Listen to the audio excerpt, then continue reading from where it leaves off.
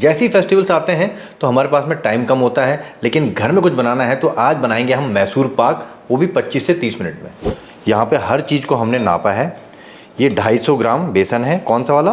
पतला वाला बेसन, जिससे हम कड़ी पकौड़ी बनाते हैं। इसको एक बार छान लेंगे इस तरह से, तो कोई लम्स होगा वो निकल जाएगा और जो बेसन है वो स्मूथ हो जाता है इससे। तो यहाँ पे बेसन को अच्छी तरह से छान लेते हैं। 3 चीज़ों से बनता है बेसिकली ये, बेसन, चीनी और घी। बेसन को यहाँ पे अच्छी तरह से छानने के बाद में हम इसमें घी डालेंगे। ये मेल्टेड घी है, बहुत ज़्यादा गर्म ना हो, इस बात का ध्यान रखना है। जितना बेसन है उतना ही घी होगा, लेकिन कितना डालना है ये हम पूरा नहीं डाल रहे इसके अंदर। हम इतना डाल रहे हैं कि बेसन सही ढंग से मिक्स हो जाए इसके अंदर। बाकी घी हम बाद में इस्तेमाल करेंगे। लगभग आधा कप हम यहीं पे डाल देंगे, आधा कप बच जाएगा बाद में डाल देंगे।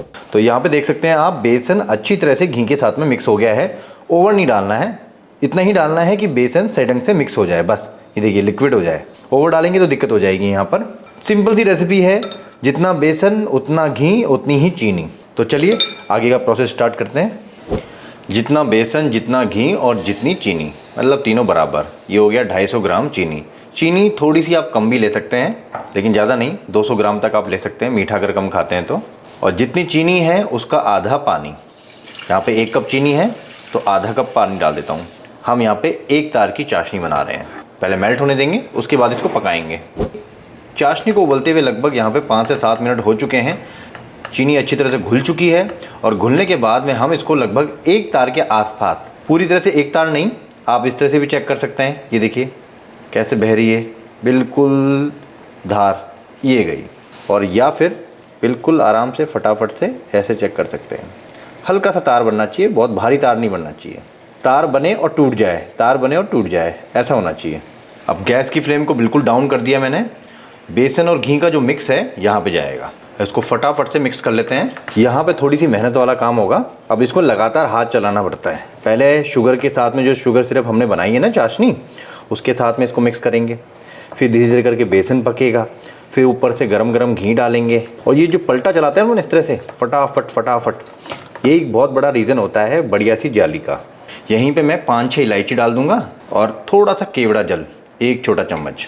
केवड़ा जल पूरी तरह से ऑप्शनल है, लेकिन बढ़िया सी खुशबू आ जाती है। गैस की फ्लेम को मीडियम रखेंगे और लगातार इसको चलाते रहेंगे। लगभग यहाँ पे 5 से 6 मिनट हो चुकी हैं मीडियम फ्लेम पे। बहुत तेज़ नहीं चलाना। यहाँ पे जो हलवाइयों की कढ़ाई होती है ना, वो होती है बहुत ही भारी वाली, तो वो तेज़ आंच पे करते हैं, लेकिन आपके पास इतनी भारी हो ही नहीं सकती इसलिए गैस की फ्लेम को मीडियम रखना पड़ेगा। ज़्यादा तेज़ करेंगे तो बेसन चिपकने लग जाएगा। हो सके तो आप नॉन स्टिक पे बनाएं इसको, बहुत ईजी काम हो जाता है। या फिर आप बहुत ही हैवी बॉटम की कढ़ाई ले सकते हैं, लेकिन ज़्यादा हैवी बॉटम की स्टील की कढ़ाई में इसका चिपकने का थोड़ा सा डर रहता है। अब ये देखिए यहाँ पे क्या हो रहा है, ये बर्तन छोड़ रहा है धीरे धीरे करके। तो अब जो नेक्स्ट प्रोसेस आता है जिसमें गड़बड़ होती है लोगों से, वो होती है इसमें घी डालने वाला प्रोसेस। तो बिल्कुल गर्म घी है, इसको डालेंगे हम थोड़ा थोड़ा करके। ये बचा हुआ घी है, आधा हम पहले यूज कर चुके थे, आधा हम यहाँ पे डाल रहे हैं। जैसे ही हम घी डालते हैं ना, वैसे ही फटाफट से वो उसको एब्जॉर्व करता है और जालियाँ छोड़ता है। धीरे धीरे करके ये बर्तन को छोड़ने लगेगा। उसके बाद थोड़ी सी गैस की फ्लेम को आप तेज़ कर सकते हो। इसको मिक्स करते जाइए और घी डालते जाइए। आप चाहें तो किसी की हेल्प भी ले सकते हैं घी डालने में, क्योंकि इसको लगातार हिलाना होता है। ये बिल्कुल देखिए गरम गरम घी डाल रहे हैं यहाँ पे, और फटाफट से इसको मिक्स कर लीजिए। और गैस की फ्लेम को आप तेज़ कर सकते हैं। जैसे घी डालते हैं ना, वैसे ही इसमें जालियाँ पड़ती है। यही प्रोसेस है इसके अंदर, लेकिन डालना धीरे धीरे करके है।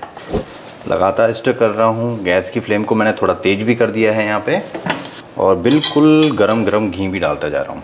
लेकिन देखिए कितना कम कम डाल रहा हूँ। ये देखिए पड़ रही है ना जालियाँ। अब जब घी बाहर की तरफ आएगा ना, तो ये जालियाँ लेके आएगा। अब देखिए लगभग 10 से 12 मिनट हो गए हैं। अब आपको साफ साफ जालियाँ दिखाई देने लग जाएंगी इसके अंदर। ये देखिए गैस की फ्लेम मैंने तेज़ कर दी है। लगातार इसको स्टर कर रहा हूँ मैं, छोड़ना नहीं है वरना नीचे की तरफ से काला पड़ेगा। अब गैस की फ्लेम को हल्का सा मैं कम करके फटाफट से ये गरम गरम घी और डाल देता हूँ लास्ट में। ये बचा हुआ थोड़ा ईजिली काम करना है, घी के छींटे आपके ऊपर ना आए। ये देखिए थोड़ी देर मैंने छोड़ा, कैसे काला पड़ गया एकदम से। इसलिए मैंने आपको कहा था किसी की आप हेल्प ले सकते हो। आप यहाँ पे बहुत ही ईजिली चलाना है। अब ये देखिए बिल्कुल टेक्सचर अच्छा आ चुका है। अब फटाफट से इसको ट्रांसफ़र करेंगे हम। यहाँ पे हमने एक मोल्ड पहले से तैयार करके रखा हुआ था। आप चाहें तो किसी थाली, गहरी थाली या गहरे कटोरे में भी कर सकते हैं। बटर पेपर ज़रूर लगा के रखना। और हल्का सा इसको बराबर करेंगे बस। इसको बिल्कुल टैप नहीं करना है, छेड़ना नहीं है, वरना इसकी हवा निकल जाएगी। अब क्या करना है, जैसे हम कलाकंद में करते हैं ना, सेम वही प्रोसेस है।